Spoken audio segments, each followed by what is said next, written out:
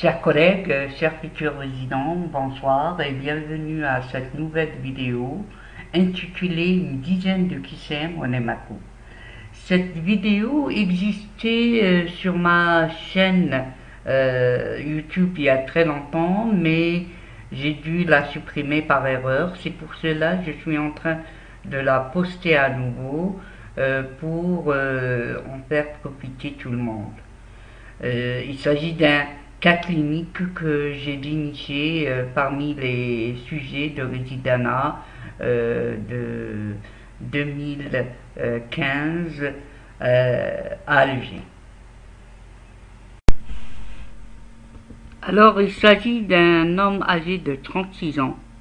Il est peintre en bâtiment et c'est le 7e frère d'une fratrie de 10. Issu d'une famille consanguine au premier degré. Il fume depuis 15 ans et il consomme régulièrement de l'alcool. Il a été admis en consultation pour une splénomégalie, stade 4, apparue il y a près de 6 mois. À l'examen clinique, on retrouve un état général qui est moyen, une pâleur qui est discrète, de rares ecchymoses aux membres inférieurs, une splénomégalie qui est volumineuse, stade 4, et l'absence de circulation veineuse collatérale et d'œdème. Alors la première question est: quel élément de l'anamnèse est le plus déterminant pour établir un diagnostic? Cochez la réponse juste. Déjà, à l'âge de 36 ans, on ne va pas penser à une maladie qui est congénitale. En plus, cette splénomégalie est apparue il y a près de 6 mois. Donc la fratrie et la consanguinité sont des éléments inutiles au diagnostic. Le tabagisme n'a jamais été une cause de splénomégalie, alors que l'alcoolisme peut engendrer une cirrhose hépatique et donc être associé à une splénomégalie. Mais l'absence d'œdème et de circulation collatérale est contre ce diagnostic, alors que la profession, rappelons que ce monsieur est un peintre en bâtiment, et les produits de peinture constituent des facteurs favorisants pour certaines hémopathies, telles que la leucémie myéloïde chronique, la leucémie aiguë.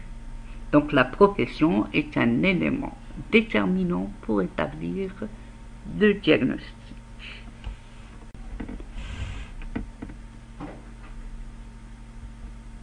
La deuxième question est: quelles associations d'examens biologiques sont nécessaires pour cerner le diagnostic de ce patient? Cochez la réponse juste. Déjà, il nous demande l'association d'examens biologiques. Et l'échographie abdominale n'est pas un examen biologique. C'est un examen radiologique. Il est éliminé d'emblée. Le splénogramme a été proscrit car il a engendré de nombreuses hémorragies internes. Donc, il est considéré comme un examen invasif très dangereux. Donc, il n'est plus demandé en pratique courante. Alors que le myélogramme n'est indiqué que dans des situations bien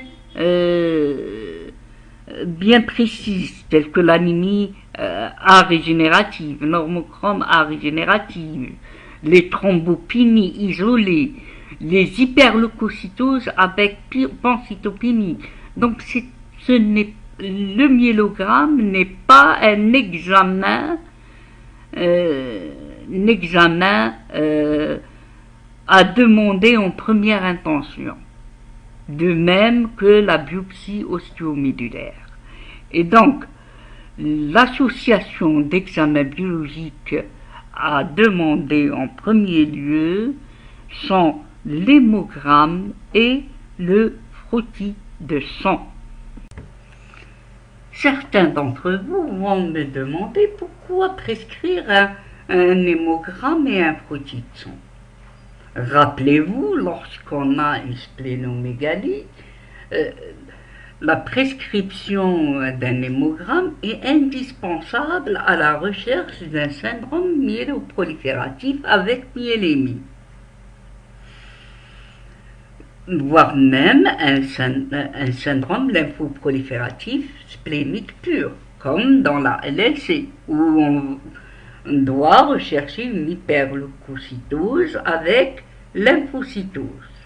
Surtout que ce patient présente une discrète pâleur cutaneo-muqueuse. Et donc, la recherche d'une anémie biologique est indispensable. Voici les examens qui ont été pratiqués chez ce monsieur. Il montre. Premièrement, l'hémogramme a montré un taux d'hémoglobine à 2 grammes par décilitre, un taux de globules rouges à 3 800 par microlitre, un taux d'hématocrite à 35%, un taux de réti à 2,5%, un taux de globules blancs à 230 000 globules blancs par microlitre et un taux de plaquettes à 500 000 plaquettes par microlitre. Le frottis de sang a montré une myélémie à 32%. Le myélogramme retrouve une moelle qui est riche avec une hyperplasie granuleuse, érythropoèse et thrombopoèse normale. L'échographie abdominale retrouve une splénomégalie qui est homogène. Alors, la question est, ce patient présente, poussez la réponse juste. Est-ce que c'est une anémie normochrome normocytaire? Est-ce que c'est une anémie avec neutropénie? Est-ce que c'est une anémie microcytaire arégénérative? Ou s'agit-il d'une thrombopénie ou d'une leucopénie? Mais on ne peut répondre à cette question sauf si on calcule certains paramètres tels que le VGM, le CCMH et le taux de réticulocyte. Faisons un rappel maintenant en ce que est un VGM. Le VGM est le volume globulaire moyen. Il se calcule en multipliant le taux d'hématocrite fois 10 divisé par le taux de globules rouges en millions par microlitre. Et si on fait le calcul, 35 fois 10 divisé par 3,8, on retrouve un VGM à 92,1 pentolitres. Rappelons que si le VGM est compris entre 80 et 100 pentolitres, on parle d'une normocytose. Lorsqu'il dépasse les 100 pentolitres, on parle de macrocytose. Et lorsqu'il est inférieur à 80 pentolitres, on parle de microcytose. Donc, dans ce cas clinique, le VGM est entre 80 et 100 pentolitres. Donc, il s'agit d'une normocytose. Le deuxième paramètre à calculer, c'est le CCMH, qui est la concentration corpusculaire moyenne en hémoglobine, qui est égale au taux d'hémoglobine divisé par le taux d'hématocrite fois 100. Et donc, 12 divisé par 35 fois 100 est égal à 34%, ou 34 grammes par décilitre. Les deux unités sont valables. Je rappelle que si le CCMH est inférieur à 32%, on parle d'hypochromie. S'il est entre 32% et 36%, on parle de normochromie. Et il n'existe jamais d'hyperchromie. Donc dans ce cas de figure, il s'agit d'une normochromie. Le troisième paramètre, c'est le taux de réticulocytes en valeur absolue, qui lui est égal au taux de réticulocytes en pourcentage, fois le taux de globules rouges en entier divisé par 100. Et si on fait le calcul, on retrouve un taux de réticulocytes absolu à 95 000 par microlitre.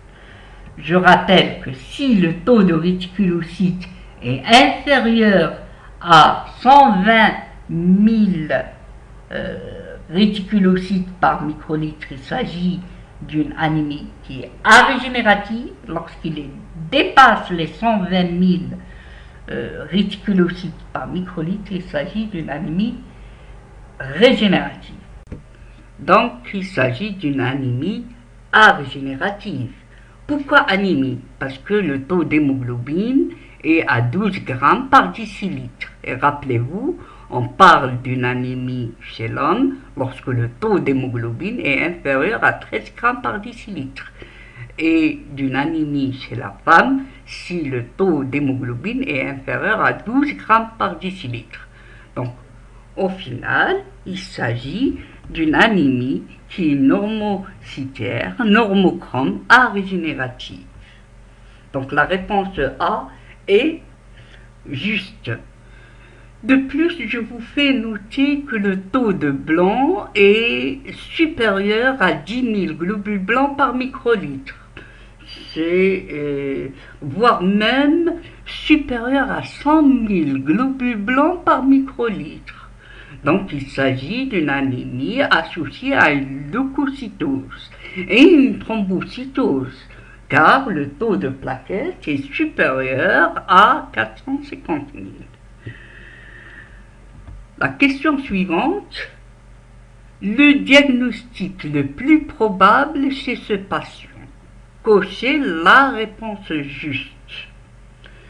Bien sûr, il ne s'agit pas d'une leucémie aiguë, ni myéloblastique ou lymphoïde, car la leucémie aiguë est fatale en quelques semaines, alors que chez ce patient, la splénomégalie évolue depuis plusieurs mois, près de 6 mois. Je vous rappelle que la leucémie mégakaryocytaire est une forme cytologique de la leucémie aiguë myéloblastique. Donc la leucémie mégakaryocytaire, elle aussi, est une leucémie aiguë et donc doit être éliminée d'emblée. Donc, la réponse A, C et E sont à éliminer d'emblée. Maintenant, rappelez-vous, on a trouvé sur le frottis de sang une myélémie à 32%. Et non des lymphocytes. Donc, il ne s'agit pas d'une leucémie lymphoïde chronique. La réponse B est éliminée. Bien au contraire, on a trouvé une hyperleucocytose avec myélémie et splénomégalie. Donc, le diagnostic le plus probable est une leucémie myéloïde chronique.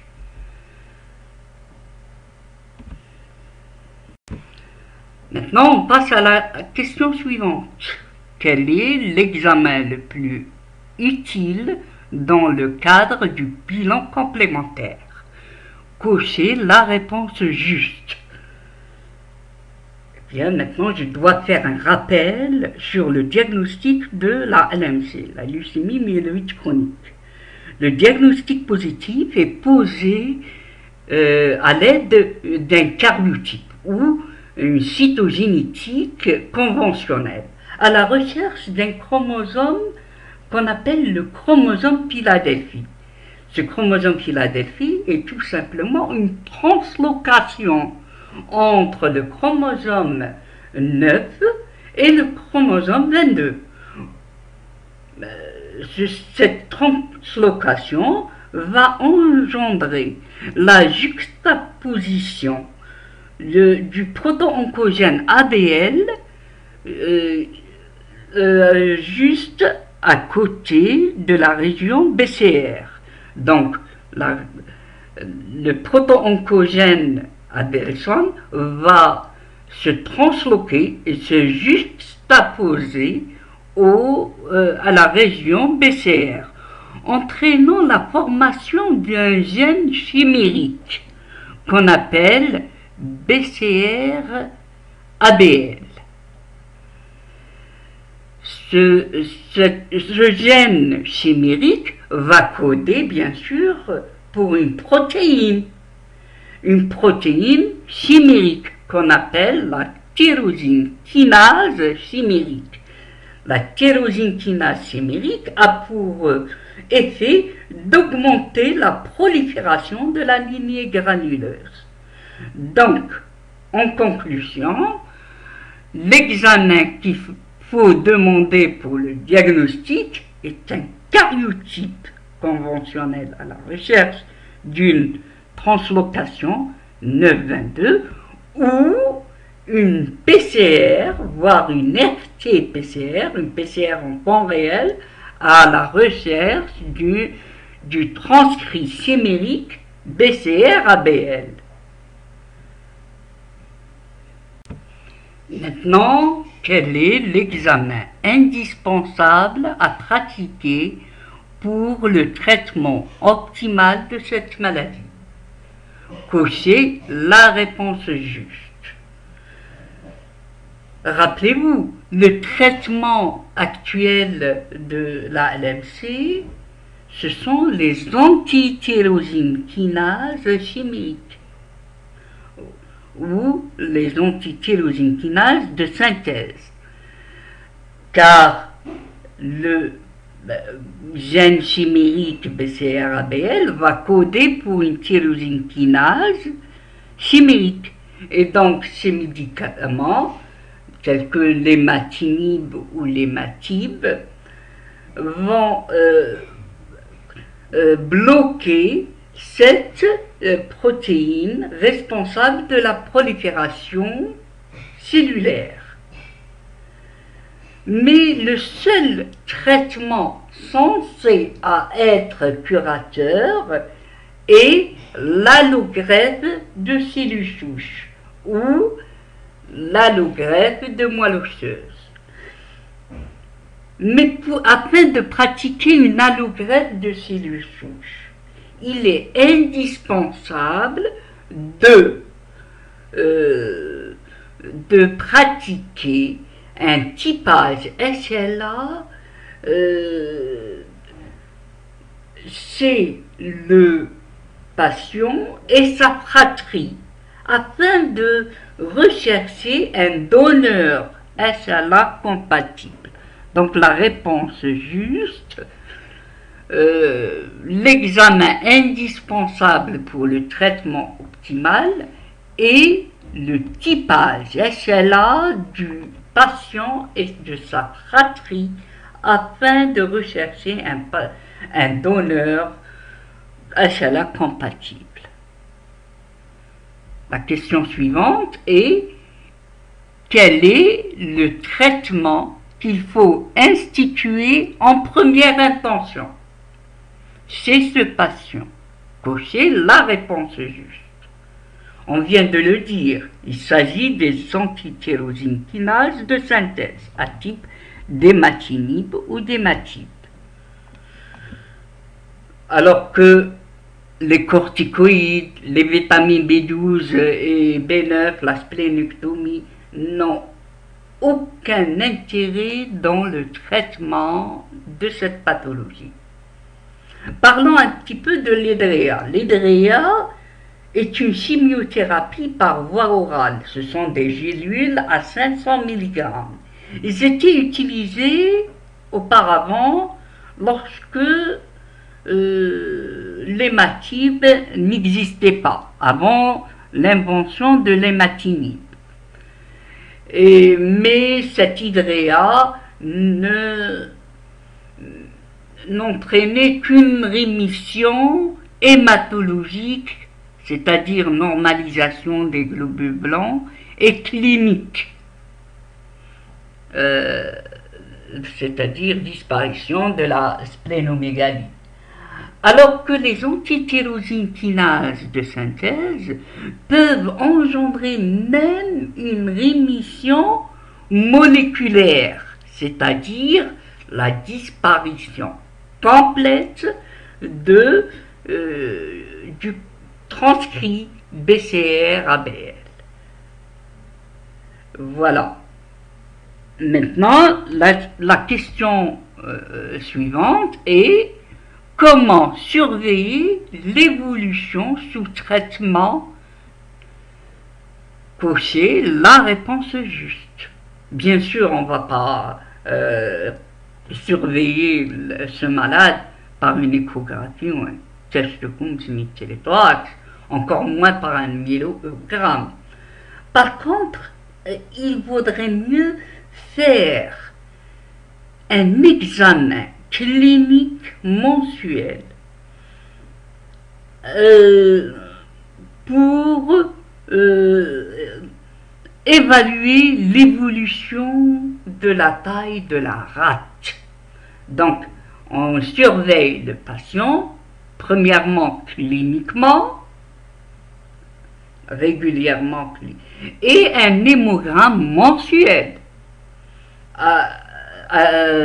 afin de contrôler son taux de blanc. Et si ce patient est mis sous hématite ou hématinib, on va surveiller son transcrit BCR-ABL une fois tous les 3 mois, c'est-à-dire de façon trimestrielle. Alors, on surveille mensuellement le patient grâce à l'examen clinique et l'hémogramme. La question suivante est: quelles sont les complications habituelles de cette affection? Cocher l'association juste.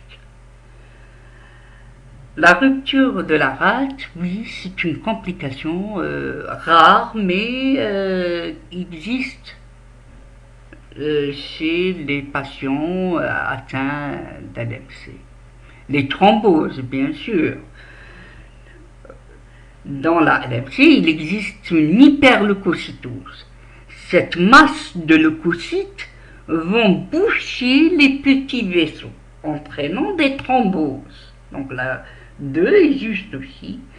Et ces globules blancs sont fonctionnellement incompétents. Donc la susceptibilité aux infections est élevée. Alors que l'anémie hémolytique auto-immune et la transformation en syndrome de Richter ce sont des complications observées dans la LLC, surtout dans les syndromes lymphoprolifératifs, et non dans la LMC. Donc la réponse juste est rupture de la rate, thrombose et infection. Maintenant, après une hospitalisation de 10 jours pour une pneumopathie bactérienne, le patient sort apéritique avec un traitement spécifique.